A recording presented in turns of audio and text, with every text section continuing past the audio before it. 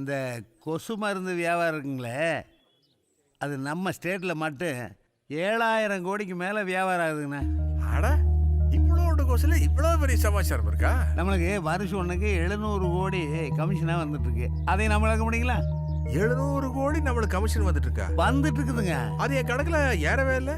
அண்ணா அது வந்து இப்போ உங்கள் கணக்கில் எப்படிங்கண்ணா நம்ம பேங்க்கில் கட்ட முடியும்? அதனால் அதுக்கு ஒரு பினாமி ஏற்பாடு பண்ணி பினாமியாவே அப்படியே. பினாமி ஏற்பாடு பண்ணியிருக்கியா? ஆமாங்க. யார் அது? நான் தானுங்க. நமக்கு இந்த மாதிரி கேப் மாதிரி மொல்ல மாதிரி எல்லாம் தான் பினாமியாக வருவாங்க. அதோட மணியா இந்த சட்டசபைக்கு எதிர்கட்சி தலைவர் ஒருத்தர் என்னைக்காச்சும் ஒரு நாள் தான் வர்றாரப்பா. வந்த அன்னைக்கெல்லாம் கொசு பற்றியே பேசுகிறாப்லையா? ஆனால் இந்த எதிர்கட்சிகளோட வாயை அடைக்கிறதுக்கு இப்படி பண்ண எப்படிங்க? எப்படி? எல்லா கொசுக்களையும் பிடிச்சுங்க குடும்ப கட்டுப்பாடு ஆப்ரேஷன் பண்ணிடலாங்கண்ணா. அப்படி பண்ணிட்டோம்னா இந்த மருத்துவக் கல்லூரி மாணவர்களுக்கெல்லாம் ஒரு வேலை வாய்ப்பு கொடுத்த மாதிரி இருக்குங்க.